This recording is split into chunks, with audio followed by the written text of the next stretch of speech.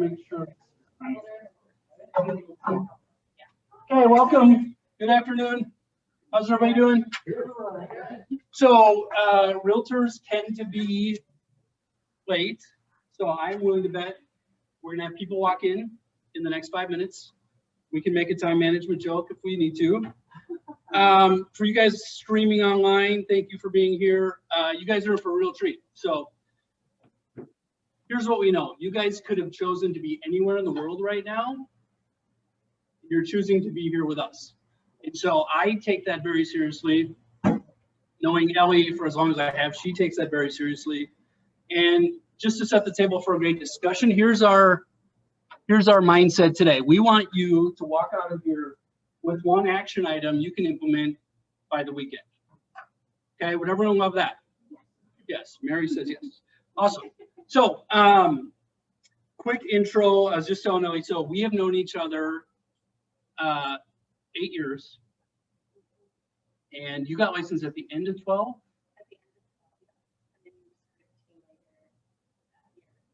Yep. Yep. So Ellie got licensed at the end of 2012.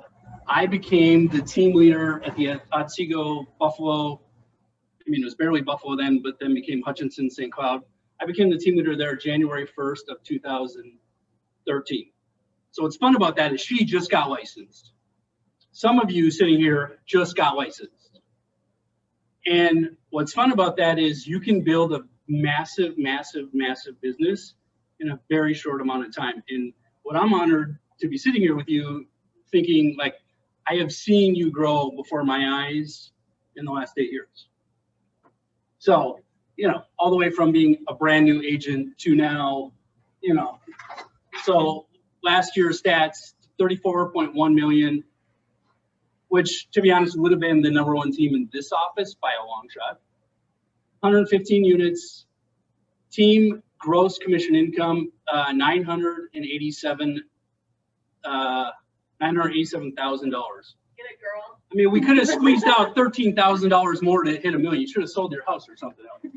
I bought 3. So. Well, I mean, we can talk about passive income as well. So one agent, showing assistant, executive assistant, transaction manager, 8 years in the business, and here we are. Welcome. Thanks for having me, guys. So that's my version of here's who she is. Let's give the group an intro. And again, we're live streaming. We are streaming live on Facebook as well. This is as informal as it gets. You guys are gonna have questions. If you have a question, share it, and then I am going to repeat it just for those who are online, or you can either way. But yeah, so tell us about you. Well, like Harry said, I've been in the business for just 8 years, 7.5 years now. I'm a 4th-generation real estate agent. So I got into the business. I was bartending. I was like, I'm not gonna do this forever, am I? And I had a long line of real estate agents before me, and I thought, well, they can do it. I've always wanted to own my own business. I should try this out, see how it goes. Got into the business. Actually, currently, my dad and my stepmom are in real estate. My brother's in real estate, and so is my mom. So all my immediate family is in the business, which is pretty fantastic. But shortly after, Perry was, one of my main go-to support people back then, when I got started. And my first year I did 13 transactions, and I was like, well, I'm going to quit doing the real, I did the bartending for like 6 months. I took bold right away and was like, I'm going to just pour everything into this, try it out. And within 6 months in real estate, I had 6 closings scheduled for, So I got my license right after the first of the year, took bold in March, and I had 6 closings scheduled in May. It was unbelievable. It was like such a, wow, I have money coming in. So I put my 2 weeks in the bar and dove into real estate and really just started navigating it and just learning from other people in the office and seeing, submerging myself in every class possible really is what I did from there. But my background, went to college in Denver, went to community college, got a 2-year business associate's degree, so it wasn't anything crazy. Just grew up in Elk River, and that's where I hail from. There you go. So we're going to talk about a ton of stuff today. I'm going to ask some of the general questions. We're going to talk about the market of the moment. I'm going to throw a question at you that I didn't prep you for, and this will be fun. Tell the group just to, so some of you are committed to real estate, right? And then there are some of you who actually say you're committed, but you're not actually committed to the activities it takes to be successful. And I just thought of this. So there was a point in Ellie's career where she wrote a massive check. Would you be willing to share that story with them? And again, what I want you to do when you hear this is I want you to ask yourself, how committed am I to my success? So I was in Bold, and I've taken Bold like 11 times. And this must have been like my 3rd time taking Bold. And I was really having a mental block on listings. And, you know, I wanted to reach this goal. And Perry's like, well, how important is it to you? You know, it was, well, if I do it, if I take 15 listings, this was fall Bold. If I take 15 listings by the end of the year, I'll have enough money to pay my taxes and hire an assistant. And it was like probably right around 20 transactions I was doing about at the time. So 15 listings was wild, you guys. Like I was like, really, can I do this? And Perry's like, well, how much does it mean to you? I said, well, you know, we went back and forth and we got to a $10,000 check. I have no idea how. I wrote to an agent and I was newer in the business, so I had a bad transaction. She was not nice. No names need to be mentioned, but I wrote the check to her and I gave it to Perry. And Perry said, okay, well, if you don't hit 15 listings by the end of the year, I'm sending this check to this person on here. And I said, yep. So of course I hit my goal. Like you're going to reach your goal and not send that person. And I think it came down to like the last week. I took 2 listings in the last week, right before the end of the year. So when most people were like on vacation, like, oh, people don't want to buy or sell right now. It's Thanksgiving, it's Christmas, they're busy, they have plans and all these things that you tell yourself that are not true. You know, I didn't have a choice. I had to get 15 listings so I could, and I did. I found my first assistant. I had enough money to pay my taxes. Isn't that amazing? Yeah. So yeah. And you did the work. Yeah. Claire. Are we allowed to openly ask questions? You are allowed to openly ask questions. I'm gonna, for the sake of the group, we'll repeat it so they can hear it too. Okay, I'm just wondering, how did you generate all those closings in such a short amount of time your first year? Do you want to repeat it just for? Yeah, so how did I do it my first year? How did I get that many listings? Well, I didn't have an option, right? Like, so I think I was not my first year. I think it was my second year. It was my second year in real estate. So would have been my second fall. So the year before I did 13 deals. So I just wasn't gonna take, you know, I had to find people that wanted to sell. Like I just didn't have an option. So, you know, door knocking, open houses. I was hosting open houses for other agents any time that I could. I was working until, you know, midnight most nights, just because I didn't have a mindset of like time blocking or, you know, what that could do for your life. But I just was, yeah, I didn't have 10,000. I mean, I had $10,000 in the savings account, but that was to hire my assistant. Like I wanted to move past that. And so I think if you want something bad enough, you're going to find a way to get it. Thank you. Yeah. Pain versus pleasure. Weird, bold. Oh, okay. Yeah. What's bold catalyst then for you taking a year, willingly doing things, meaning something? Yeah, the question that he's asking was bold the catalyst for me, like really kicking my business into gear. Like, yes, I would say 100% I learned confidence in scripts and talking, you know, even though I really didn't know real estate. I mean, you get in and do 13 transactions your first year. You haven't seen enough transactions to fully understand the business. But when you set your goals high enough and you learn the scripts and you are surrounding yourself with other people that are like-minded and that want to grow, like you'll grow with them. So, yeah. So we should all take that. Yeah. Every time it comes around, you should take bold. Well, what's interesting about that, she's not just saying that. I mean, I've been in bold, whatever, 15, 20 times, and she's there every time. And there's a difference between taking bold and doing bold. Some of you take it and sit there and you don't do the work.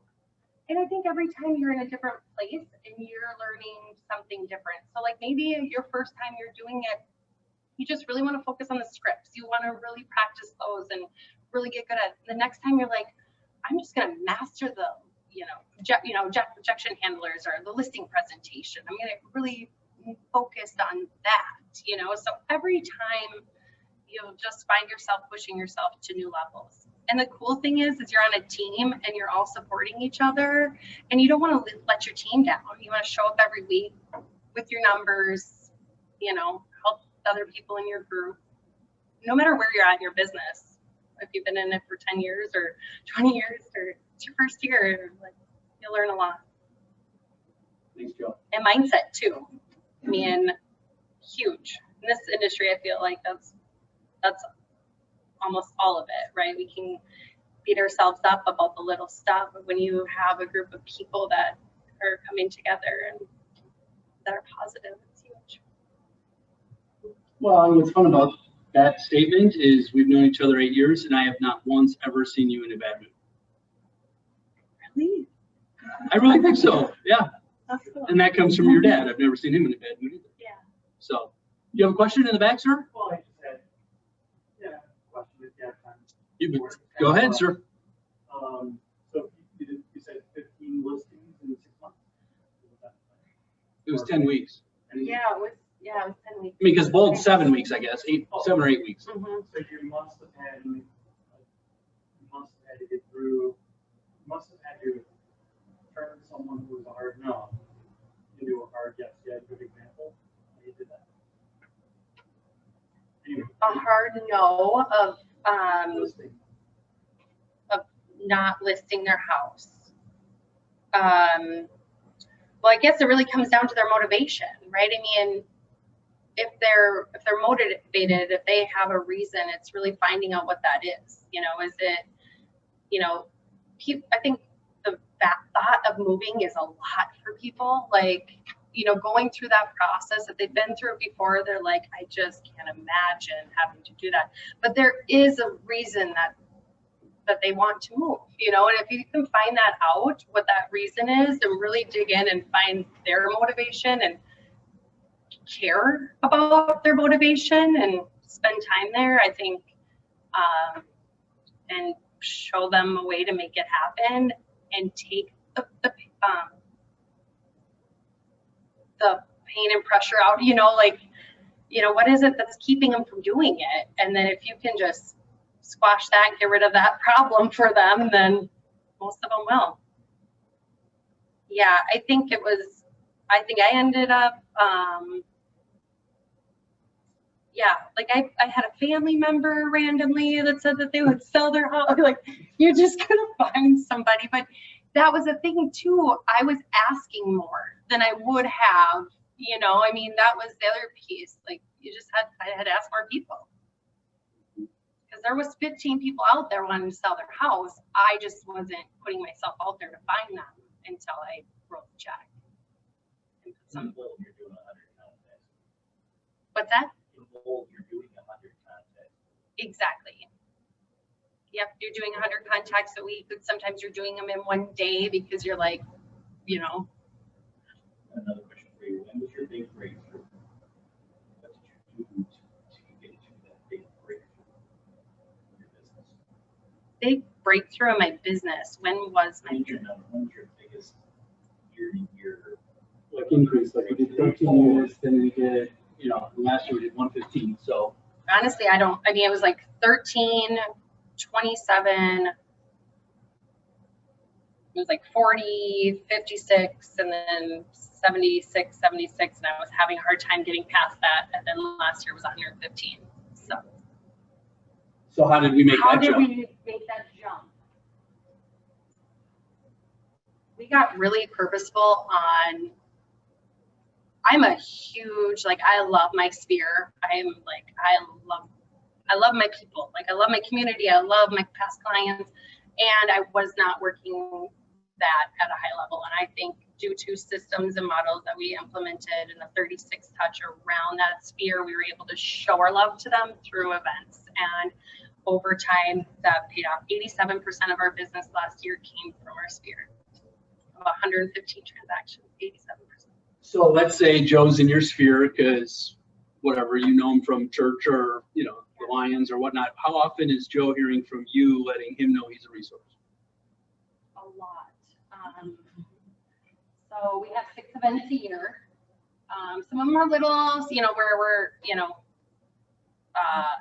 where they're, I shouldn't say little. Some of them are where we're not spending a lot of money on it or doing a lot for the event, like, you know, or we're just getting a lot of vendors involved. We do a ladies' night out. So like, one way for us to touch all of the ladies and the gentlemen, because they can come and shop too for their ladies, is, you know, that one, all the vendors come, they bring, like, it's, so it's a way for us to reach out to our past clients and say, you know, you run a small business, we'd love to support you, have you at our event, you can run a table, all you have to do is bring a gift, right? So then we have 30 vendors, 30 gifts, and then 30 giveaways to our clients. So not only are we calling them, inviting them, reminding them, seeing them at the event, we're doing a Facebook Live to announce who the winner was. We're, you know, calling them and thanking them for coming to the event. So like around one event, it's 6 touches. So it's continuous. And so you would also be invited to breakfast with Santa. And we'll, you know, not only Santa will write a letter to the kids after the fact, which is another touch with the parents. You'll, you know, get a photo of your family, and it's all you guys. I mean, it's for how many people we can touch at one event, and how many times, and the cost. It's a no-brainer. You know, we're not paying for any Zillow leads. We're not paying for any online. You know, I mean, Facebook will run an ad for a listing or, you know, something along that line, but it's really to show our sphere and people on our Facebook that are active in the business. So yeah, do you want to know all the events? You do a pie giveaway, you do. We do pumpkins. We do a brewery event. We have done a twins game. We've done a Saints game. Mm-hmm. Yeah, sometimes we'll do like a little bit more of like a VIP event, or, you know, where it'll be like some of like we're more like past times that are referring us a lot of business or whatever. That's going to be like we'll do like the twins game, or we've done Canterbury, or like a maybe higher end event for those. Well, in the beginning, and you guys could, we'll get to you in a second, Julie. In the beginning, you relied on some of the office events, which you guys could do here. I mean, we've done some office events, Shed and Shred or whatever. We still do those too. Like, we'll still invite our clients because they just love, you know, it doesn't matter if all the agents are there. Like, they just love that we thought of them to invite them to this. So like party in the park. The office does like a, you know, hot dog party or whatever, and cake, and we invite our clients to that. Some other ones we've done some fun. Last year, okay, COVID was weird. Like, we wanted to do events and we were really struggling. We ended up raising, so we did like a financial drive basically for a nonprofit organization, and we were able to raise our clients, our sphere, raised $10,000 for the Real Hope Project, which I don't know if you're familiar with it, but it's like an organization that makes video reels for kids that are waiting to be adopted. Over the age of like 6, you know, like it's hard for those kids to get adopted. So we were able to, with that, like 15 video reels of these kids, like so that they could get more exposure, and people could really see the real character.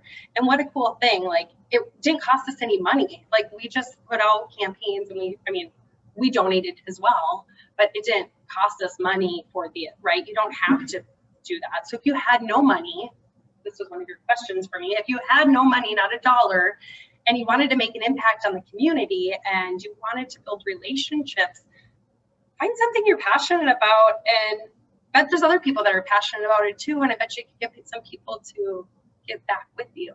And what a cool way to keep making videos. You know, if somebody gives $100 or whatever, you go make a video of them and say this person and interview them and find out about their business. I mean, there's so many great ways to do that. So ask yourself a question and write down the answer right now. Yes or no, I am touching my database enough. Okay, if the answer is no, then what? Again, don't have to spend money. All right, Julie, you had a question. So your 15 listings that you took, I'm assuming they weren't all within like the next 2 weeks or something. So in that time period, like when they actually went active. When they went active, no. So like this, I mean, genius thing about signing listings and then having a withhold, you know, like, doesn't matter when they're going to go active, just sign them. No, but to me, like, it overwhelms me, so that's why I'm wondering. Yeah, everybody has a different timeline. And so I think I've always sat down with the people and figured out what their timeline was. And I'm not a pushy person. Like, I'm not going to push you to get your house on the market and get it sold, because you're not going to like me, and it's going to be, we're going to be butting heads. But If you're helping them, yeah, keeping them to their timeline, like that's where I think I would have a hard time going out and finding 15 listings a week, because then I would feel overwhelmed myself. So that's why I'm just wondering how you balance. that's a great question. Yeah, when you get to that point, will you break through, right? That's how you break through a ceiling. So like our capacity, like, I mean, at that time, the most listings I've ever taken in a whole year was like 7. And I was going to take 15 in, 8 weeks. 8 weeks. And I think the thing Perry kept telling me, well, it's been done before, it can be done again. So that's what I had to break through a mental ceiling. I didn't have support. I didn't have an assistant, and the goal was I was going to hire an assistant when I got those 15 listings. So there was leverage opportunities. And I think that was my hardest thing, is like, I think that mental block, it's just kind of like anything, like you'll figure it out. Like you always do. Like you've always pushed through any unpleasant discomfort, right? And you are where you are here today because you pushed through it. I think it's just getting out of our own heads and just saying, I'm doing it. We'll figure out what's going to happen. Let the chaos begin. Yes, sir. So like looking back at your, say, first, second, or third year, and at the beginning, when you start being able to really scale your business, what are some of the things that you wish you would have done differently at the beginning of your career? Database. So for you online, the question was, what do you wish you would have done differently at the beginning?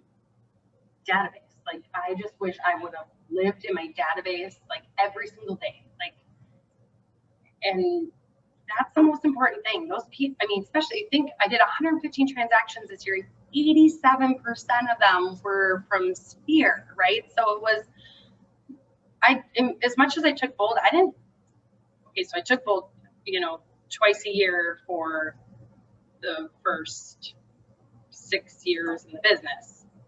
And then I've kind of slacked over the last couple of years. And that was the big, if I would have just really only focused on, there's so many shiny objects and so many places that we think like, we could try this out, or, it's like, really, no, those people know, trust, and like you, and they're going to refer you to those people. Keep growing and feeding that database and checking up on them. How are you? It's not even, you're not hard selling them. Don't hard sell those people, because they don't want to be hard sold. They want you to love them. They don't want you to, and show your appreciation for them. They don't want you to call every couple months and say, well, are you selling yet? Like, you don't know of anyone yet that's selling? Like, come on, I'm hungry. I gotta sell a house, you know? They want to just hear from you and, you know that you care. Like, what are your goals for the year? Like, you know. So on that point, it's a great question because, and your answer is perfect, because some of you in the room are not touching your database enough, and there's a mental block probably around that. So what did it take for you to get over that? Well, I think just knowing that I don't know, that I think both was my way that I got through that mental fog, but I think it was more like, just continue. They love you, right? They care about you. You care about them. You're not calling. I got out of that space of just thinking that I was calling them because I needed something, and like just give. I don't know if any of you have done like BNI or whatever. It's giver's gain. Like you just give to them, and eventually they'll come back. They'll pay. Joe, thank you. We have your database. We have, I think, right around 2,000 people in the database. And how many are met?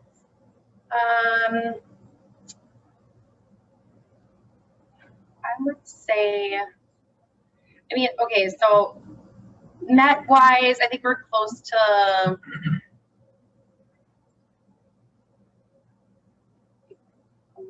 probably about half of those are Mets.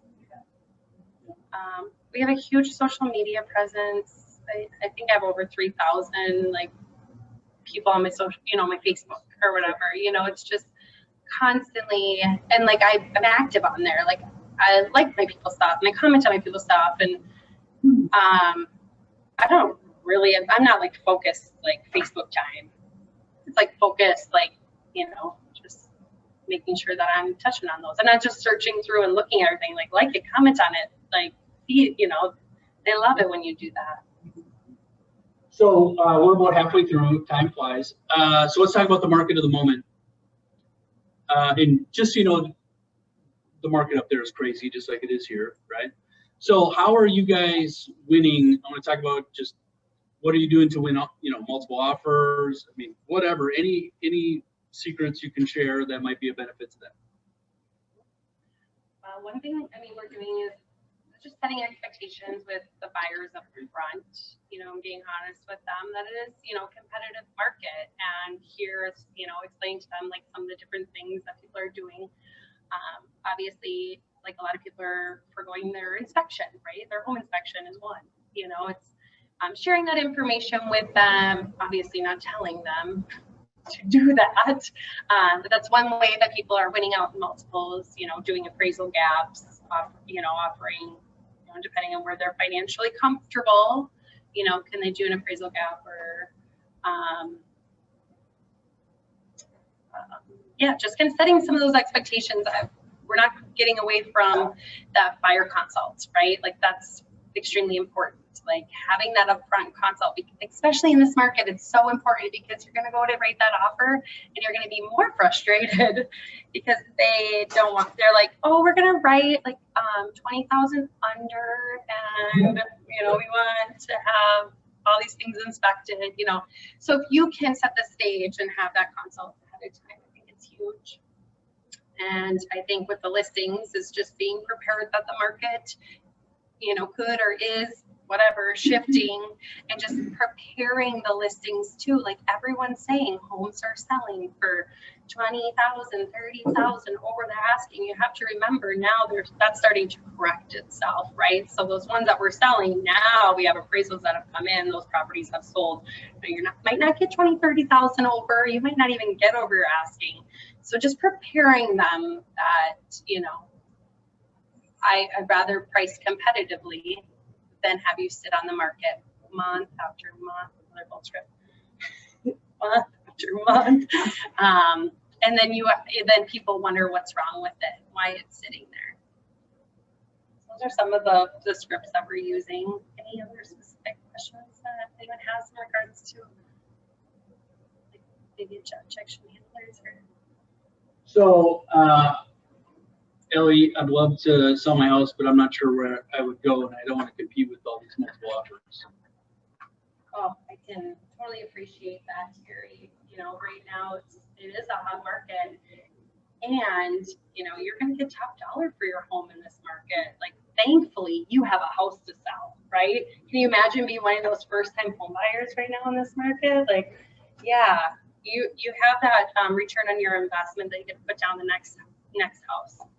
Let me ask you, Perry, if we waited 6 months and you got $20,000 less for your house, and you could purchase your next house at $20,000 less, would it make much of a difference whether you sold now or sold then? No, actually. Awesome. So let's do the right thing, get your house on the market, get it sold, and get you where you want to be. So in 6 months from now, you're enjoying that new home. Love it. Sweet. There you go. So tell us about your schedule. What does that look like? Anything you want to share? I mean, she's one of the hardest working people I know. I feel like you're always working, and that may not be the case anymore because you have leverage now. But anything you want to share as far as your schedule, what it looks like? I love my schedule. I never loved schedule before. Yes, Barry, when I got into business, I'm like, and that's not true because I still have time blocked for like I don't need a schedule. You know, it can kind of fly by the seat of my pants. I read Miracle Morning years and years ago, and I got super purposeful and, you know, going to family reunion, mega camp, and all these top producers, they get up early, they start their day early, they're very structured in the morning, they make it to the gym, they're mindful, you know, doing meditation or prayer or whatever it is, that's their thing, and then they're starting the day, and I'm like, I'm gonna try that. And so then I started doing this thing where I get up and go to the gym at 4 in the morning. Kind of crazy. 4 hours. I know. And I feel really cool actually doing it because I'm like, nobody else is up. I finished my workout. I'm done eating my breakfast. And most people I know, almost everyone I know, isn't out of bed. So it's the only time that I found that I can't make an excuse to not work out. So like, you know, like brushing your teeth is just something you do in the morning. It's a habit. Like that's a true habit. Like you just do it. Like you're not going to go out and, I mean, hopefully not have stinky breath.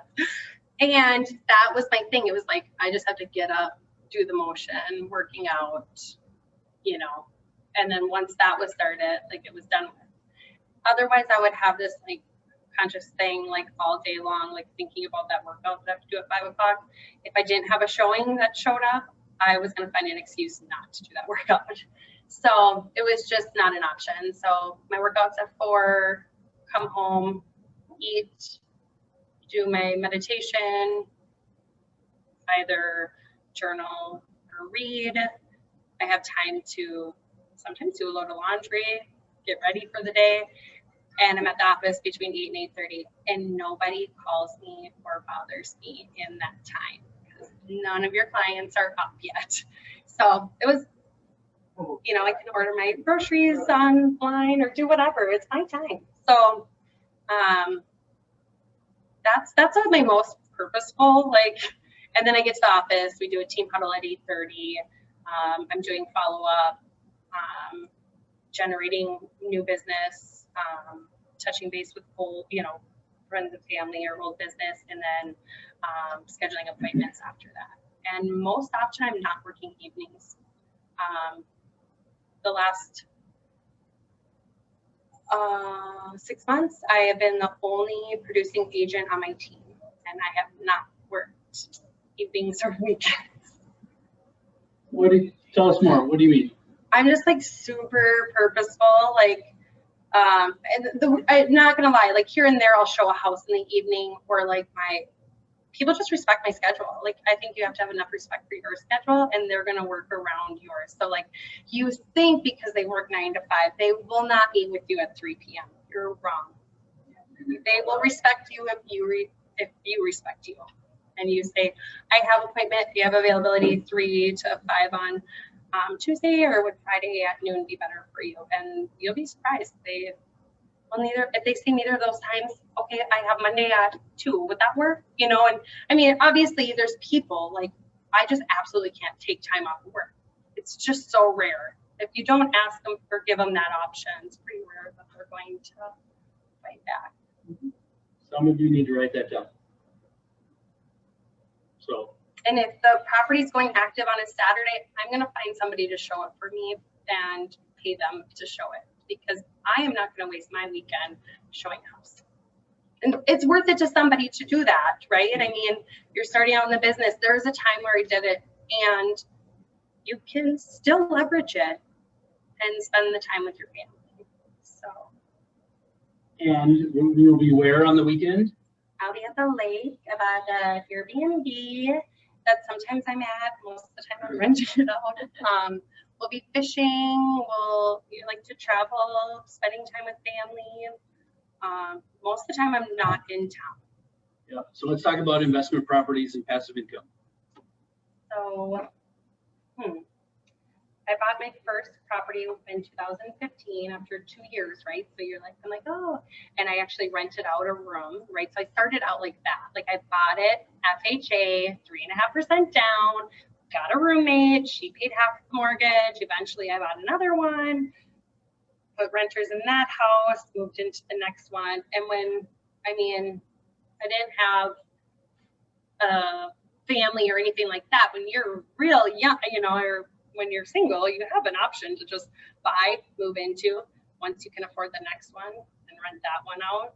So that's how I started. And I bought, I have 2 investment properties like that, 2 like long-term rentals, right? 2, a house and a townhome. And then this last year, I bought an Airbnb or a vacation home on Lake Mille Lacs. That's been a lot of fun. I really had no idea what I was doing. And it's worked out amazingly. So that's cash flowing me right around $800 a month, which is pretty wild. After all expenses. Yeah. After my expenses. And my other 2 are rated about $400 a month. And my goal is to continue to do the Airbnb, vacation rental, short-term rentals, really focusing on educating myself on that and in different markets so that when I vacation, it's places I want to go. So I think what I learned through this investment process is that you got to do what you enjoy, because the long term for me wasn't my passion, right? And I think that's why I kind of got to a place where I'm like, I have 2 of them. It just doesn't excite me. I like to vacation. I like to travel. So to me, the Airbnb is more, we like to fish, like to be out on the lake. We like, the mountains. So it's like, where do we want to go next? So just been doing research into different markets and constantly looking at what Airbnbs are going for in that area, what I can get a home for, that kind of stuff. Oh, and then I bought last year my office. So I bought a little house in downtown Elk River where we have Ellie's home team. It's like a little 1940s house that we remodeled, and so yeah, it's been a fun little adventure. There you go. I wish I would. And I can bike to work. And you can bike to work. I wish I would have started that process when I was your age. So, Julie.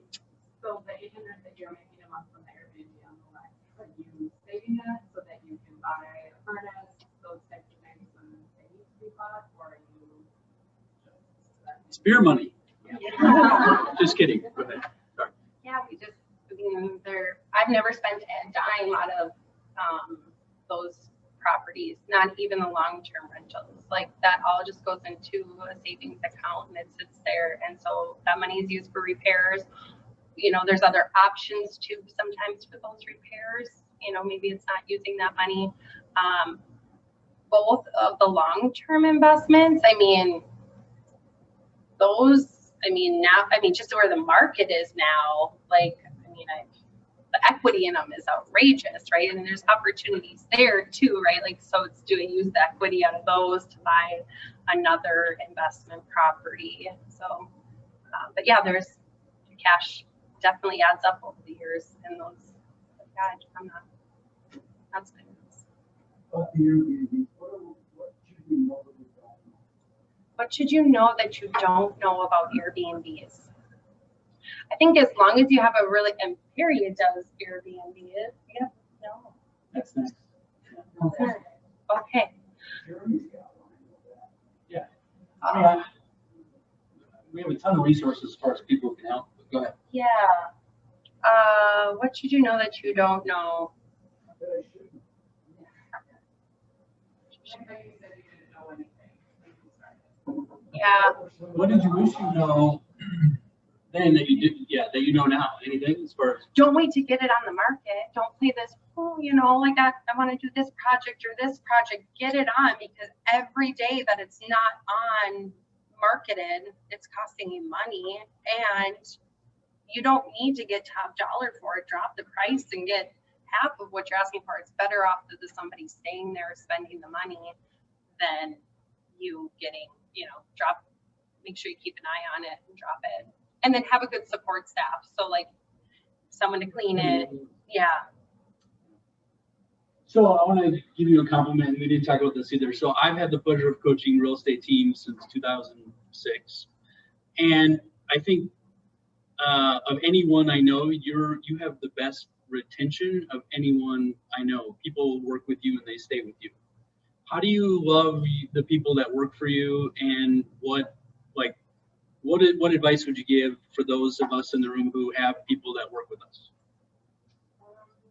Gosh, I really, really love my team. Like Abby and Bobby Abby started with me almost 5 years ago. Bobby started with me almost 4 years ago. I mean, I'm just so blessed, like, to have them on my team. Like, we just really love each other. And like, we just brought on Alyssa, who started with us, and she's just a little doll. Like, I think, you know, just we have fun. Like, we make time for fun outside of work. So like Thursdays, we go to the farmer's market down the street from our office. You know, we do breakfast one day a month. We're going on vacation. We go on vacations. We hit our goal last year, so I'm taking them on a catamaran in the Virgin Islands in November. And yeah, I take them to the trainings. I love them. Like, I just give them the opportunities in the company that I was given, and I was loved on by so many people that. Yeah, I mean, you guys have a ton of fun together, and it's obvious they love working with you. So real quick, you have admin, you have.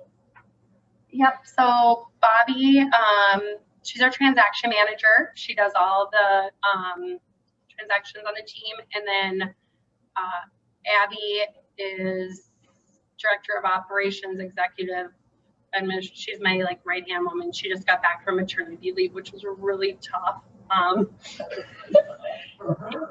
Yeah. No, it worked out great.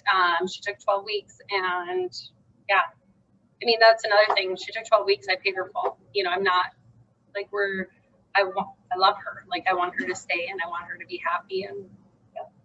If they need time off, if they have family stuff, or if they, you know, we don't have like I don't have you have X amount of days off in the year. Like, I trust that you will make the right decision, and, you know, we just have good.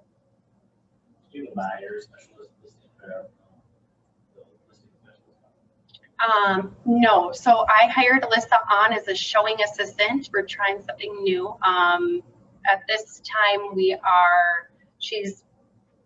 her goal is to become a buyer specialist and eventually do listings and really grow within the team. And right now she's a brand new agent, so she came on as showing assistant. She started on Monday, so excited to have her. She's already doing an open house this Saturday by herself. Nice. Yeah, There you go. next time. Biggest mistake you've made that you want to share that you hope we don't make? I think I like overthought the whole contacts thing. Like I like beat myself up about it for so long. Like the 20 contacts a day. Like don't get so stuck on it. If you're struggling with 25, like start somewhere and like just start talking to your people. Even if it was like 2, like just start. Like if you're not doing any, like any is better than none. So I think that was my biggest mistake, is just like getting really wrapped up in that and not wrapped up in the, like, you're just loving on your people. So it doesn't matter how many you talk to, as long as you're talking to them. Nice. Questions you guys have? I have more. I could keep going, but it's your opportunity to ask her questions. Sort of an observation. I like that you always say, I just love Dylan and I'm loving them. You can see there's a mindset here that's different than I'm contact, and they like me. I just love Dylan and I'm loving them. I'm like, that's a different mindset. That was a great mindset. Thank you. So I had the pleasure of running the Fargo office. Then I ran the Uptown office, which is very different than Fargo. And then I went to Otsego, Elk River. And what I love about that area, and Ellie is a testament to that, it truly feels like a small town. And I mean, she's making $1 million a year almost, right? And you would never know it because she's as down to earth as anybody you've ever met. And we can go drink beer and sit in the back of a truck and just hang out. Like, like you are so down to earth, and that is, that's very real. And that's part of your success.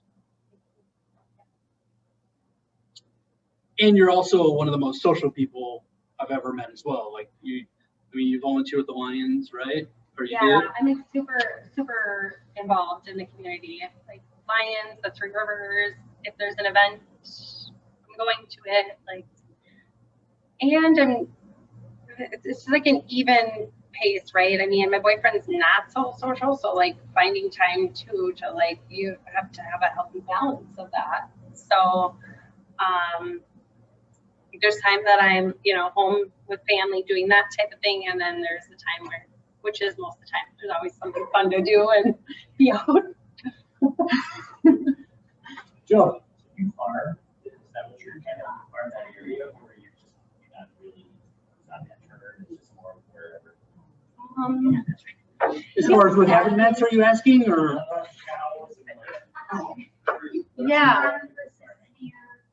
No, I'm just shaking hands and kissing babies, like just constantly out, like, if there's a community event or if there's, just being there and being present. And I don't think and if you don't have that yet, I mean, one of the questions you'd ask, if you went somewhere and you had $1,000 to spend and I would just start building relationships, right? Like you go to the coffee shop, like, and smile at them, have a conversation with them, ask them about their day. What are their, what do they have going on? And like, then they're going to genuinely ask about you, and you just start a conversation naturally. It's not forced, or just when you go somewhere, build that relationship. Yeah. What's your ratio between buyers and sellers? 50-50. We do a 50-50. Yep. And I have since the beginning. I've never, like, it's always been half and half. So for every listing, every buyer, we have a listing. So it sounds like you're doing a ton of talking to people. It sounds like per day, some number. It's not really a structure to a number. Or yeah. And then you don't have your people calling people per se. I used to be a little bit more strict about that. Now I just don't really see I just want them to, what their goal is, right? I mean, Right. You have a goal. How many people do you need to talk to hit your goal? And I think starting somewhere is better than, okay, let's say your big goal is here. Well, if you're not doing that many contacts, you've got to start somewhere. So starting low and building to what you feel good about. Well, you're doing like 100, you said 118 last year?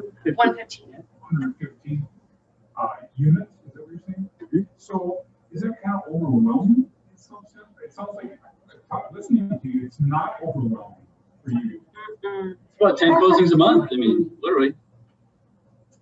No, I think I have really good support. I don't do it. I write an offer here and there. I have, you know, my team writes a lot of those helps me write those. I do negotiations. I go on appointments and I show up at the closing table and COVID's not going on. Yeah.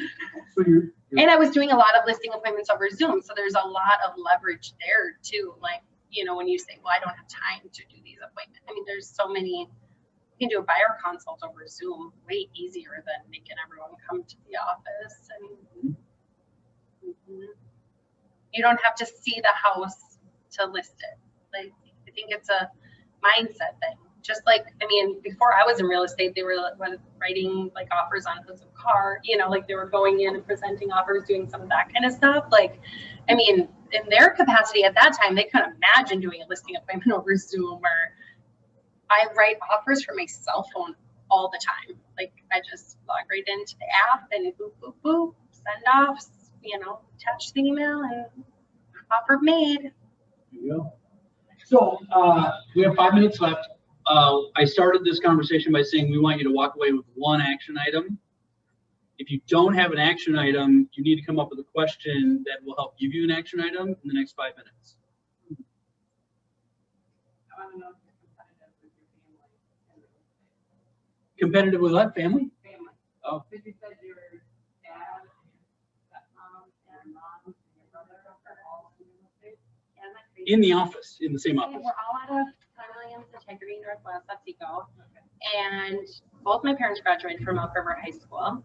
My brother and I have the same circle of friends, and we are not competitive. We run our own businesses, and I don't think of them as my competition. I think of myself as my competition in the sense that I'm the reason I'm not getting the listing. They're not the reason. So I'm not doing something to have a stronger relationship with that person or whatever. That there's a reason why, you know, they got a piece of business from whoever, they had a better relationship with them. It's a relationship business. No. Yeah, I think most people wouldn't call my dad up and me and say, oh, you know, and if anything, we'd be like, oh yeah, I'll just pay out a commission, or we'll, you know, we'll figure it out. And there's times too where it's like we work with one another's friends or something. It just makes sense to just pay out the referral commission. My dad specializes in custom homes, so he's a custom home builder out of Rogers. And I mean, he does commercial and land and developing, and then my mom and my stepmom both sell existing. What's that? Do they sell 150 again? No. But that's not important to them to sell them in a year. You know, I don't think it's, yeah. Julie wants to know who's winning. There was no winning and losing with the family. Yeah, it's not like that. We're all really, I mean, we get together. I mean, I spend my weekends with them, or, you know, evenings with them, and we don't talk real estate. Yeah. That's it. Unless we have a question, like, oh, what should we do about this, or whatever. But it's very like one in every 5 times I'm with them, we talk real estate. Yeah. Literally one of the most fun families you'll ever meet in your entire life. I love them. They're great. Yeah. They're a lot of fun. So, best book you've ever read and or recommend? Anything? Oh, I really like Energy Boss. I think that's a great one. And Miracle Morning, I think I mentioned that one, is awesome. And I think my biggest, like, I would just keep reading. Don't, like, just, if you aren't reading books right now for your business or personal, start a book club and start, because there's so much knowledge out there that we don't know. Well, you weren't always that way, I don't think. Mm-hmm. And I, like the team, we started doing that together, and it's just changes your conversations and changes the way you look at things. Then you were on the ALC. We did book clubs. I loved the ALC, and I think that's what really got me into reading, like from that, or listening. Sometimes I have to, like, depending on the book, I need to read. I have to listen and read to be like, so I can shut everything else off. Otherwise, I'm really sometimes really bad at that. I know you have in the past. So any thoughts on having a coach or coaching in general? Like I know Abby's got a coach, right? No brainer. Like I've had a coach, well, since my second year in real estate, and I'm actually on my third coach, because I have been in a different place and different coaches. Right now, you guys, I have the coolest coach ever. Kyle Harrison. Yeah. He's just got like a big, like, he's investing and just really committed to my growth, and it's fabulous. Like, it's really cool. And so this last year, we got Abby, my director of operations, a coach. She's had a coach this whole time since she started with me, and now she has a max coach.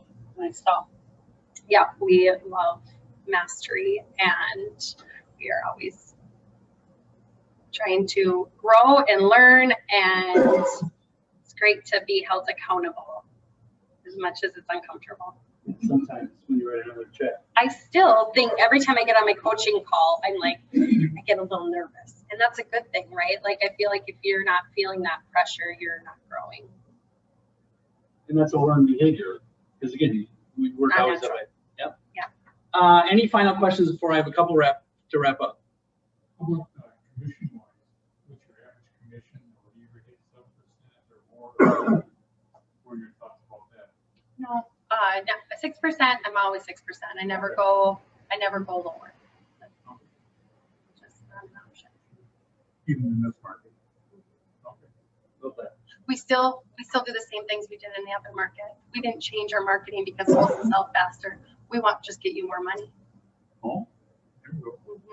Because of all the what's going on in the market, the agents just changed their marketing plan and they're doing less for you by taking less of a cut. So yeah, so we're charging the same thing, and we're just getting our clients more money than the average agent. Cool. Yeah. Love And that. and we actually raised our broker admin fee to help offset some costs. So Do you have any final thoughts before I ask you to ask questions? And if not, that's okay. okay. All right. So when I was a team leader in Otsego, I live in Bloomington. It's 42 miles one way. And that's the worst drive ever during rush hour and in the winter. And I'm willing to bet most of you live around here and therefore don't want to do business 42 miles away, way up there in the middle of nowhere. How do we best send you referrals?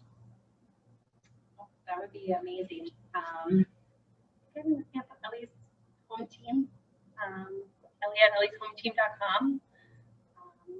You can call me, you can text me, 763-234-9047. Find you on social media? Yeah, add me on Facebook, like follow Ellie's home team, like, see what we're doing or what we're posting out there. I mean, follow some other agents too. I mean, that would be another big thing. Like, just see what everyone else is doing. Everybody wants to share in Keller Williams. You guys are in the right place to meet other people too. So Love that. happy to be a resource. All right, gang. Are we good? All right. Does everyone have one action item?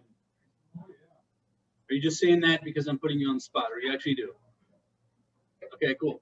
Thank you guys for being here. We will see you next month, third Thursday of the month. And let's give Ellie a round of applause. Woo! Thanks for being here. So cool. Very fun. Yeah. And